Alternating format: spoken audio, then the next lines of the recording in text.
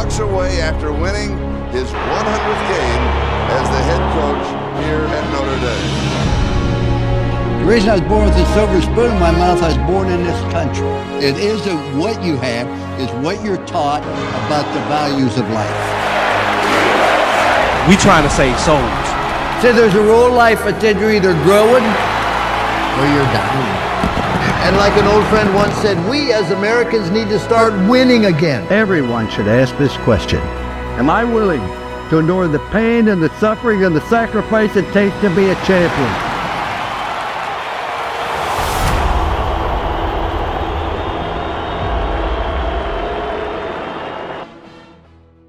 Greetings and welcome to Lou Holtz podcast. I'm Lou Holtz, and if you've listened to this show before, you know it doesn't matter if you're Republican, Democrat, liberal, conservative, independent, whether you're white, black, yellow, or any color in between. This is not about politics. It's about developing the culture of this country. Any organization, football, business, or a country is determined by the culture of the people. And my personal feeling is we've lost a lot of that culture, and we're trying to go back and examine why. Today I have a very special guest, Tony Race. Tony Race made a name for himself on the Gridiron when he led Notre Dame to the national championship in 1988. His last 2 years, I think our record was 21 wins and 1 loss. He won the Johnny Unitas Golden Arm Award as the nation's top quarterback. Race piloted Notre Dame to a perfect 12-0 record in the school's national championship in 1988. Tony Race finished his career with 3,273 yards, 13 touchdowns through the air, and almost over 2,000 yards and 23 touchdowns running. I could go on and on about Tony, but let me tell you some things that are really important about this story. Off the field, Rice has served on the board of Patrick Powell's Foundation to help families in need. Rice also active in the DARE program, working to keep kids off drugs and out of street gangs. We recruited Tony. He was a good student. He lived with his grandmother, a beautiful lady, and we recruited him. He hadn't taken the college boards, but it looked like he would fly through them because he was a good student. Unfortunately, he did not test well on the college board scores, and Notre Dame turned down his admission. I went to Father Joyce. I'd only been there a month or two, and I said, Father, I gave Tony Race our word that we would have him at Notre Dame. He's highly recruited by a lot of different schools, but he has chosen Notre Dame, but now he's been turned down. And Father Joyce reprimanded me, and he said, you won't do that again. He said, but I'll tell you, we're a school of our word. And we told him we'd give him a chance. Let me tell you what's going to happen to his freshman year. He's going to come to the University of Notre Dame. He's never going to set foot on the football field or in a football office his entire freshman year. When he proves he can work and handle the academics, then and only then will he be allowed to play football. I never once thought that Tony Race would come to the University of Notre Dame with those stipulations because he could have went anywhere in the country. But he decided to come to Notre Dame, sat out that entire year, did the work academically, was tutored, and ended up graduating from Notre Dame. As a sophomore, was the first time I saw him was in fall practice. I wasn't even allowed to participate in spring practice his freshman year. We get down, we're 3-0, we're playing the University of Pittsburgh down there, and we're not playing very well. And our quarterback, Terry Andresiak, hurts his shoulder on the last play of the game when he's tackled while he's trying to pass. We go in at halftime, we know we've lost him for the year. I now have to make a decision, which quarterback do I go with? Well, I hadn't seen very much of Tony Race, but there's something about him. And so I said, we're going to go with Tony Race. We come out with second half. Tony Race lines up behind the guard to get the snap. And I thought, oh, maybe I didn't make a good enough decision. But he did a brilliant job from that point on. We come back. We almost won the game, but it's the only game we lost until we got to Penn State in our 10th game of the year. So, Tony, welcome here. And just let me ask you this. What was it like your freshman year? Why did you decide to come to Notre Dame with all those stipulations on you? I was shocked. I'm happy you did, but I'm surprised. Why? Well, Coach, first of all, thank you for inviting me on your show. Be in your presence. And I know you have a lot of things going on, but for you to ask me to be on the show, I was like, oh, thrilled. But, you know, the the first year was hard. Like anything else, you've been doing something your whole entire life and it's been taken away from you for a year. And one of those things that really helped me was my grandmother. Like you mentioned before, you say she starts something, you finish it. She took a liking to you, and she said, you're going to follow that little man. So, one of those things that you listen to your elders, like we all did in the South. We're from South Carolina. There's a lot of things I have to prove that, hey, I'm better than that. I can do it. I'm going to show them. I'm going to work hard in the classroom because they say you're a student athlete. You're a student first. So I had some things that I had to take care of, and I was not going to give up and try to accomplish what I was looking to do.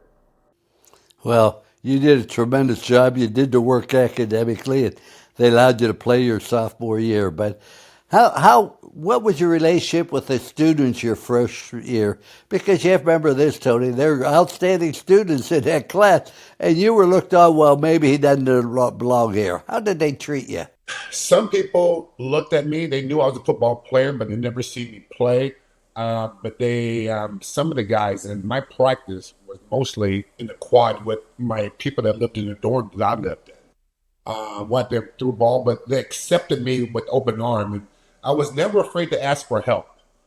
And that what really amazed me about how much and willing that people are able to want to help, because we go to school to graduate. We don't go to school to fail. Notre Dame is one of those schools that they want to see the graduation rate up there, and you gotta, be like Big Joneses and everything. You have to accomplish a lot of stuff on there. So I thought at first they hated me, but then when they got to know me, I opened up something for them to say, hey, I'm here for you as well. So don't be afraid to ask me for help. I remember recruiting you. Your grandmother was such a special person. She was warm, she was kind, and she opened up her heart as well as her home. What was so special about her, and how'd you end up living with her? Well, my grandmother raised 4 kids, but not her own. I was one of the 4. My brother and I and my other 2 girls, cousins, lived with her. And my mom wasn't really finished growing up. So it was one of those that when something happens in a crucial situation where someone's looking for help, she stepped up to the forefront to take care of us, to put clothes on our back and food on the table and point us in the right direction. She was a very instrumental, a very special person that no one forgot. I still reminisce about some of the things she says, and I still say some of the things she says, as far as you as well, what I learned during the years. But we always listen to our elders. She's there to help us, to point us in the right direction, not to lead us astray. And she took on the forefront of taking care of 4 kids on her own. It was hard sometimes, but you listen to your elders and you got spankings because you misbehave, and if you go to someone else's house, you get a spanking, but the worst spanking is by your grandmother. And you let her down by doing that. One of the important things that I learned, I always go into an athlete's home when I'm recruiting them, because I want to see how much respect he shows to his parents and his grandparents. And you showed the utmost respect to your parents. That's why I felt you would succeed at Notre Dame, because you respect yourself, but you also respect other people. Now, Tony, when you came to the University of Notre Dame, you could run. There's no doubt about it. You did have some trouble passing. Was there any concern in your mind that you would be good enough throwing the football to play quarterback at Notre Dame? There was never a concern. It was more of, I didn't want to let you down. And I was, and still am, a big fan of yours. You were like a father figure for me to leave South Carolina and didn't have anyone. I spoke totally different. I had a country accent, and I learned with the other people how to ask for things. But I owe everything to Notre Dame. I owe everything to you. I want to thank you guys, as far as you and Father Jake and her, Father, all the directors there and the students there and the professors, by offering me a chance to participate in the classroom, because it all starts in the classroom and then it carries on into the football field. And you always mention us, what you learned on the football field, you're going to carry to the real world. And that really helped me by doing those things and trying to get back and making sure that I don't disappoint you. Well, Tony, you made a comment a little earlier in this program that I think is so important for everybody to understand. You said you were never afraid to ask for help. And that's the one thing that not enough of us do. We don't feel that people are going to reach out and care for us, because that used to be one of the important things about this country. We cared about each other. We cared about our neighbors. And if you had a problem, people were more than willing to help you. And that's what Notre Dame continues to have. Now let's reminisce about one of the greatest games against Miami in '88. What are the specific things you remember about that game, Tony, leading up to it, during the game, or after the game? It was during the game. I know it was a sunny day, September 15th, and you have a hostile crowd. People are cheering for you. They want to see Notre Dame win, but you have also another great team, Miami, who comes into our backyard. I knew that the game was going to be very difficult, and I wanted to make sure that I do my job, what I'm supposed to do. Don't worry about anyone else that's out there. But if you go to battle, all together. And I was not afraid to fight for my teammates. Even though I was a quarterback, they wanted to make sure the quarterback stays safe. No, I'm a part of you. I'm tough like you. You allow me to be on the football field as your quarterback, but then I'm going to war with you as well. So yeah, it was fun. I never wanted the game to end, but I knew playing against that hard team, they would have came back later on. So I'm glad that when the final seconds went off the clock, we came out with victorious. That was it. In the books, in the record, we won. We can talk about it. Great team. I live here in Miami now, Coach. I moved 5 years ago to Miami. So I'm here in hostile territory when the Notre Dame stuff, and they remember that game very well. And they bring it up to me. There was no way, Cleveland Dairy fumbled the ball. He was in the top for a touchdown. No, the record speaks for itself. At the end of the game, we won the game, and that's it. That was it. Well, I tell you why I had so much respect for you, Tony, as did the football team. I've never had a quarterback that the players respected or loved as much as I do you. And let me tell you why. You may not even know. Because of your toughness, because of your competitiveness, because of your unselfishness. You were as competitive and tough and physical. And I don't ever remember you coming out of a game because you were injured in your entire time at Notre Dame, and you carried the ball an awful lot. And I'm not talking about in an open field. But what do you remember most about the team atmosphere at Notre Dame? What was special about that? Special about the team that we all care for each other. What you taught us, trust, love, and commitment.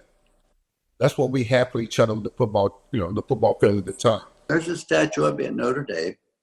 I guess they need a place for the pigeons to land. I don't know.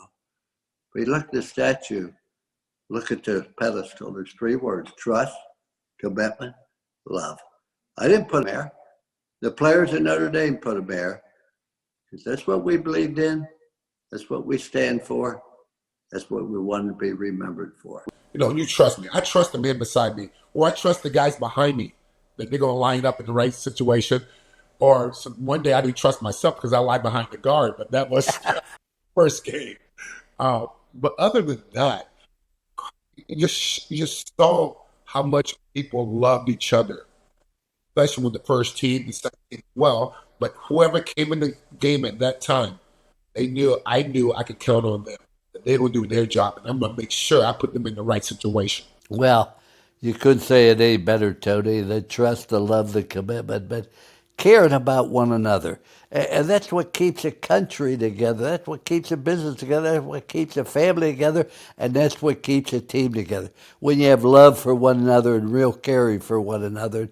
After winning the national championship, and we went back, and that same day we were at the White House with President Reagan. And then, unfortunately, we had a young man that died that night. He died of a congenital heart defect, and we had a team meeting. I wanted to tell the team. And I said, last night, we lost a teammate, and he didn't have a trace of drugs or alcohol in his system. And there wasn't a player in that room that did cry. Not because he was a great player. He was third team walk-on from California, non-scholarship. But you know what, Tony? They loved him because he was part of the team. And that's what makes a team special, is when you develop that love for one another. Now, you were a student first, athlete second. What gave you that mindset? The mindset was given to me as far as being a student athlete.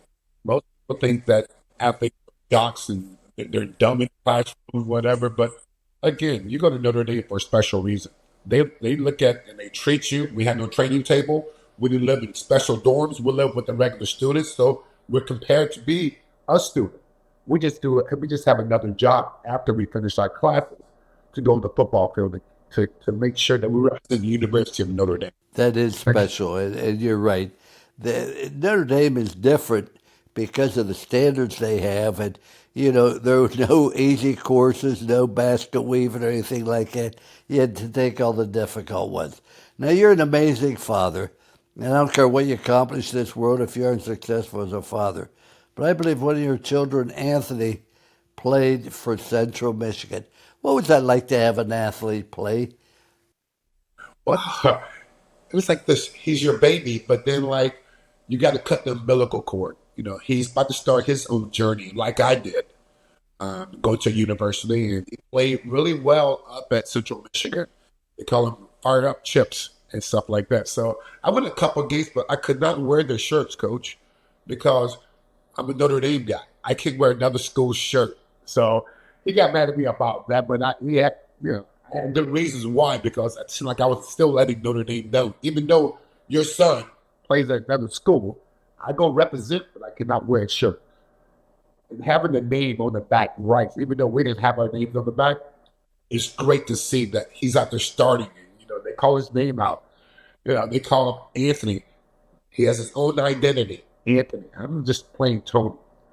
So he started that role by doing that and making making a very good decision. And because at the end of the day, I wanted him to go to Notre Dame. We ended up going to another school.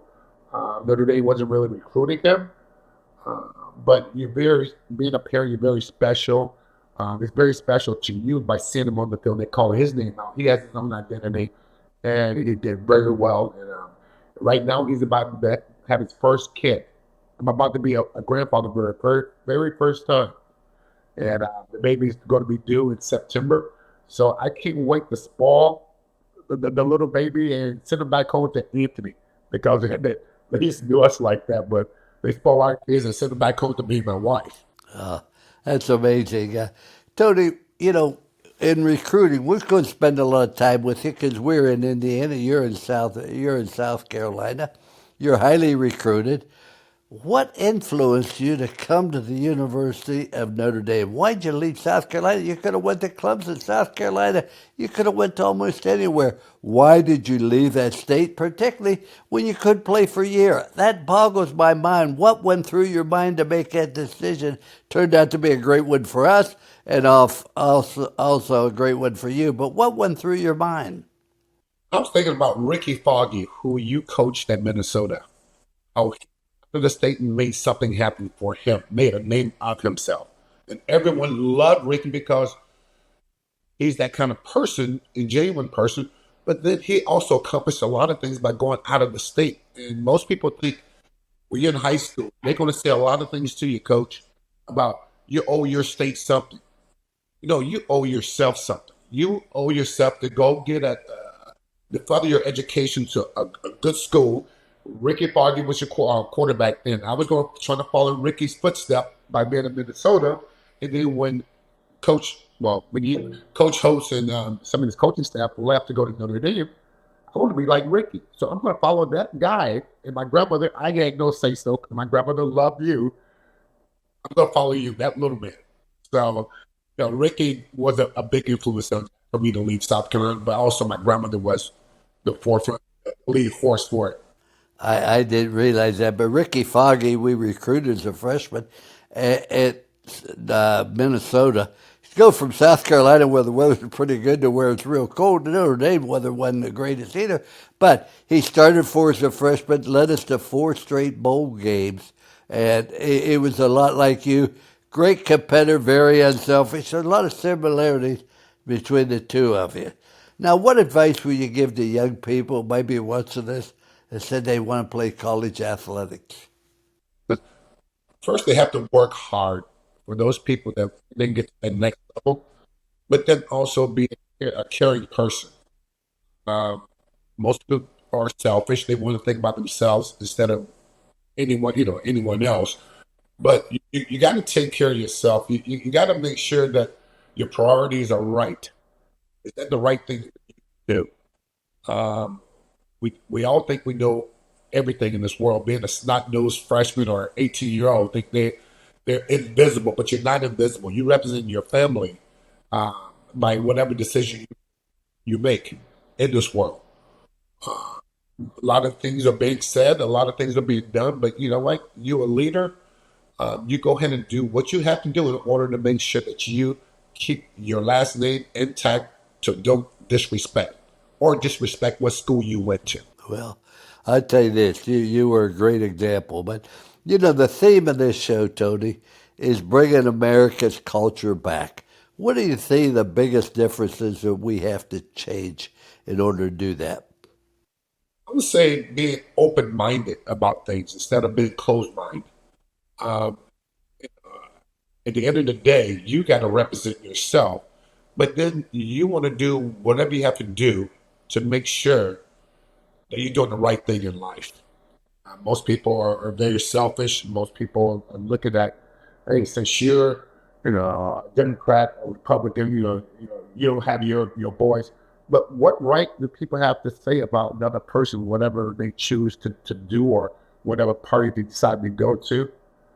They just got to be a good person deep down inside, and don't be objective as far as speak your mind, but at the end of the day, that's your decision. That's their decision to do what they want to do. I can't fault them. They're not walking in my shoes, and I'm walking in their shoes. So whatever it comes to, what they need to do to be a good person, just be yourself.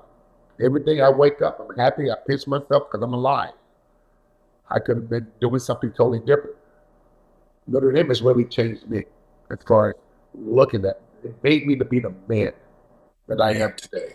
And Tim Brown said it too. It was very good. I sat down and spoke with Tim Brown, and they're not looking at how was it. And, people are talking about, I'm a Notre Dame man. I earned my stripes in order to see it, be a part of that organization, a elite organization that no one else could go through.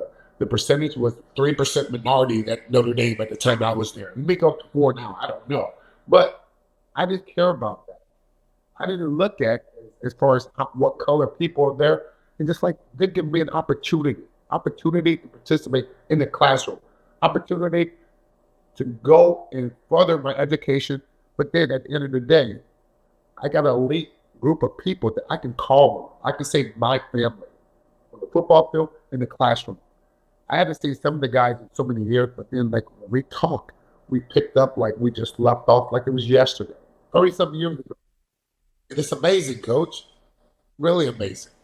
Well, that's part of a team, and that's what made this country great as well. Tony, a couple things I want to comment. One, you talked about your son having the name on the back of his jerseys. We never did, and you know why. Because it said Notre Dame. You didn't play for yourself. You played for your teammates. You played for your school as well. Also, as you've been saying through this entire program, life is nothing more than making good choices. Wherever you're good or bad, it's because of a choice you made. You chose to come to Notre Dame when nobody felt you should.